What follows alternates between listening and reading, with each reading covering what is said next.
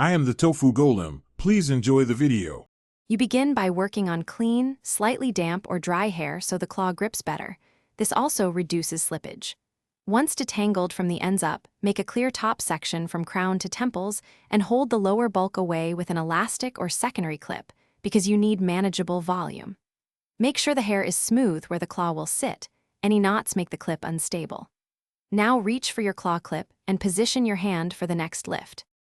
You now gather the middle or back section with your dominant hand, keeping roots a bit loose to create natural lift rather than flat tension.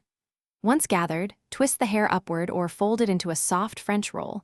Twist tighter for a sleek look, looser for texture, because that shape dictates how the claw will lock.